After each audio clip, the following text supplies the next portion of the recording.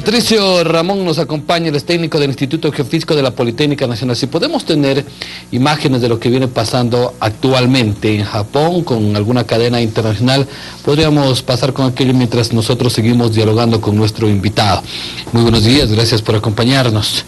Realmente el terremoto que sacudió el viernes o de la semana pasada en Japón, pues trae serios problemas a todo el planeta. Hablamos en general y a todos los países en el mundo. ¿Cómo ustedes pudieron manejar, precisar y analizar este tema? Buenos días, bienvenido. Muy buenos días, muchas gracias por la invitación. Bueno, efectivamente un terremoto muy grande, extremadamente grande, y que lo pudimos detectar acá en nuestros instrumentos luego de unos 16 minutos del inicio de este sismo en Japón. Las ondas sísmicas arribaron a nuestros instrumentos. Son más o menos unos 14.000 kilómetros que nos separan de Japón. En función de eso, pues, pudimos percibir que se estaba produciendo un sismo bastante grande y se procedió inmediatamente a alertar a la Secretaría Nacional de Gestión del Riesgo, al INOCAR, sobre la posibilidad de, sobre que un sismo grande se estaba generando, pero sobre todo de que había la posibilidad de que se produzca un tsunami, como efectivamente se produjo, y sobre todo fue en ese sentido que se dio la alerta. En primera instancia estábamos preparados, eso lo demuestran ustedes, porque para esos 16 minutos, ante la relación del terremoto en Japón. Sí, bueno, lo que estoy queriendo decir es que por lo menos tuvimos la capacidad de registrarlo y de poder tomar las acciones previas y necesarias, porque obviamente, como digo, pues se había generado un terremoto. Las agencias internacionales también daban cuenta de lo mismo, y sobre todo el centro de tsunamis en Hawái, ellos ya advirtieron sobre que se había generado un tsunami, pues, y que había que esperar que este afecte a las costas de Centroamérica, de Sudamérica, de Galápagos, como efectivamente así fue, ¿no? Entonces, claro, en ese sentido, pues, pudimos registrarlo. Pudimos ver que se había originado el sismo y se pudo dar la alerta correspondiente, ¿no? Dentro de ese marco geográficamente, este terremoto cambia básicamente algún sistema dentro del planeta también. Es decir, ¿cómo se está llevando eso de este terremoto que sucedió en Japón? Bueno, efectivamente es un terremoto muy grande, un terremoto gigante, un super terremoto. Me parece que se ubica ahora entre los 5 sismos más grandes que se hayan registrado en el mundo. Obviamente se habla de que el eje terrestre, el eje de la rotación terrestre se ha desviado unos 10 centímetros, lo que dicen. Eso mismo ocurrió ya durante el sismo de Chile, de Chile, hace un año. Sin duda la gran liberación de energía nos hace ver que se trata de un terremoto gigante y que pues puede dar lugar a que ocurran fenómenos ya a nivel global, ¿no es cierto? ¿Y estos 10 centímetros pueden causar algo también?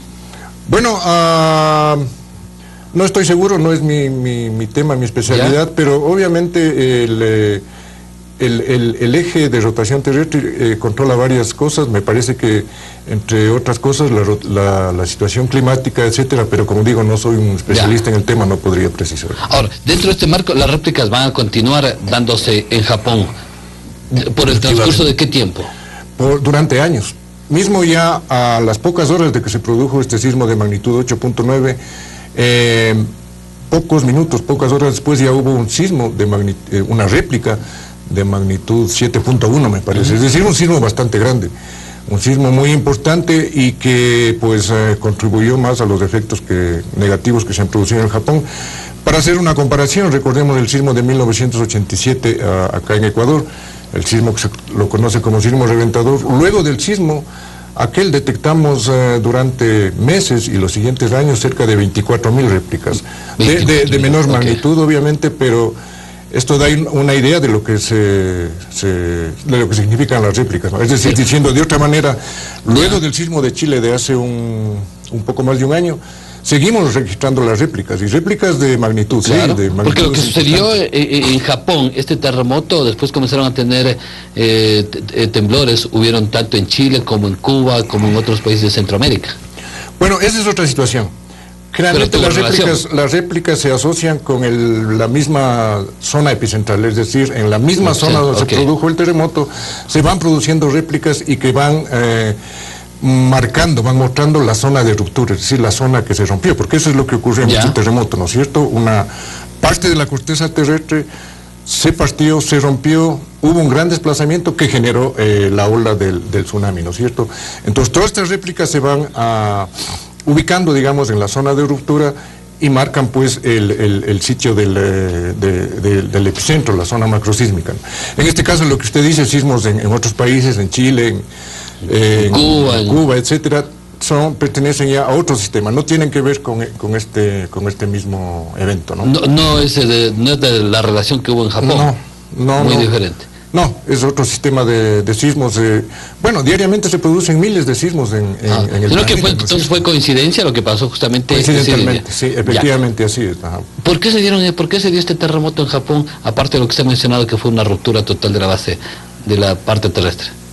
Bueno, como la mayor parte de las personas conocen, el planeta no es un planeta que está quieto, en primer lugar. Ok, claro. Es un planeta que está dividido en varias placas tectónicas, se llaman, pero que dan lugar a rupturas, dan lugar a la creación de esfuerzos muy importantes y que finalmente estos esfuerzos en la corteza terrestre son liberados por rupturas, es decir, ya no se consigue soportar la presión, la tensión, y la corteza terrestre se rompe a lo largo de fallas geológicas, ¿no es cierto?, que limitan estas placas tectónicas, y esas rupturas, dependiendo pues de la cantidad de esfuerzo que se haya acumulado, pueden ser mayores o menores. En este caso vemos que la cantidad de esfuerzo acumulado en la zona de subducción, se llama la zona límite entre las dos placas, ¿no es cierto?, entre las dos placas tectónicas, fue tan grande que dio lugar a la liberación brusca de este terremoto, pues, y que causó el tsunami posterior.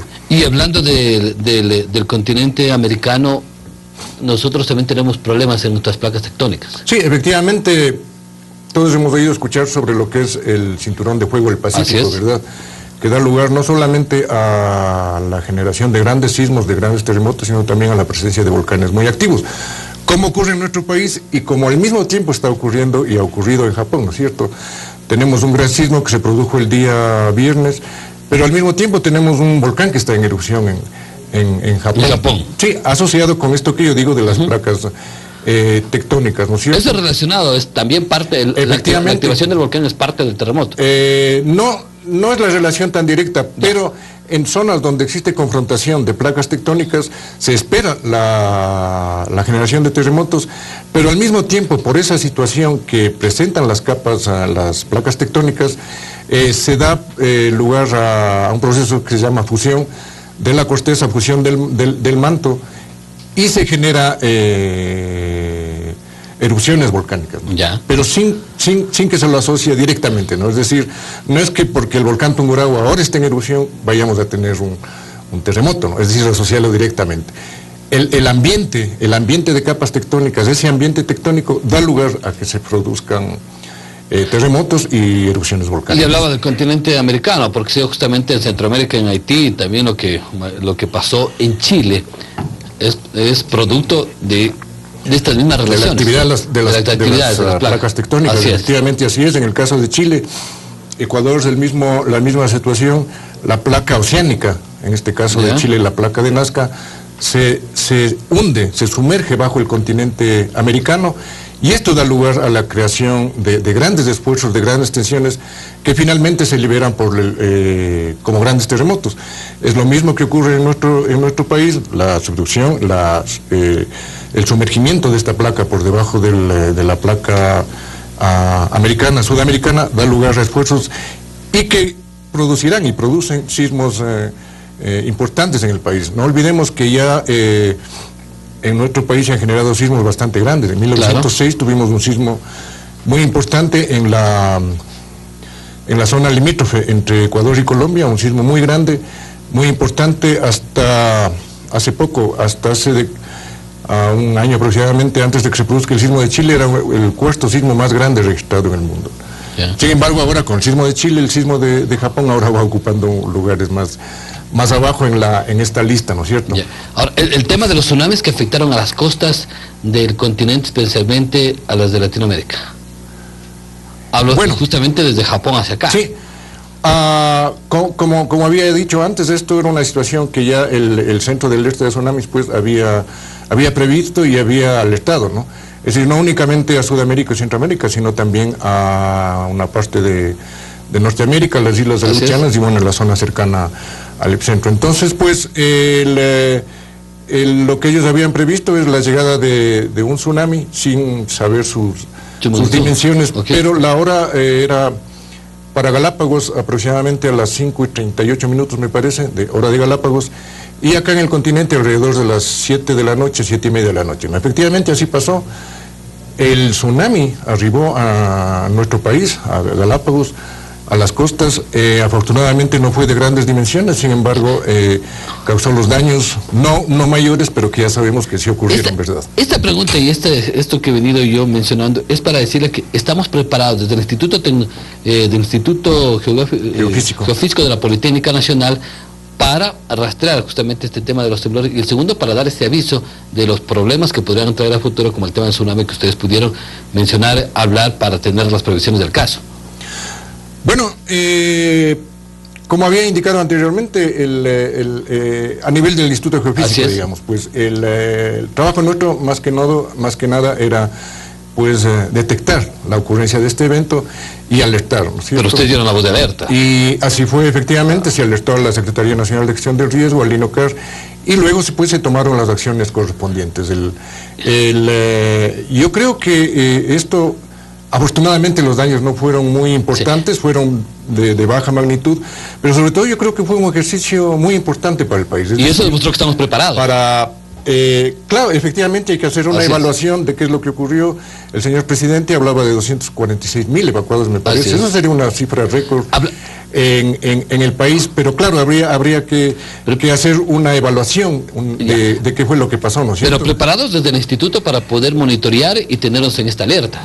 Bueno, poco a poco en el instituto vamos mejorando nuestra red de detección sísmica para lo que es problemas a nivel local, pero también que permiten detectar sismos, pues, como el que ocurrió en Japón. Es decir, en ese sentido, pues, vamos cada vez mejorando nuestra capacidad de detección y se espera, pues, que las otras entidades, las demás entidades que están encargadas de lo que es la alerta temprana, ¿no es cierto?, lleven a cabo su trabajo. Como decía, aparentemente, pues, fue un ejercicio muy importante, muy bueno, y que nos enseñará a saber y sobre todo a evaluar cómo será nuestro comportamiento como país frente a eventos posteriores. No quiero dejar de lado cómo está la actividad del volcán Tungurahua. Bueno, afortunadamente el volcán Tungurahua al momento manifiesta una baja actividad. Las últimas expresiones de actividad importante las tuvimos en el mes de diciembre. A partir de entonces ha mantenido una actividad baja, pero que, sin embargo, durante estos ya 11 años de erupción sabemos que el volcán, pues, puede tener actividad adicional y pues efectivamente ya lo estamos monitoreando 24 horas todos los días y bueno, por lo menos de momento sabemos que la actividad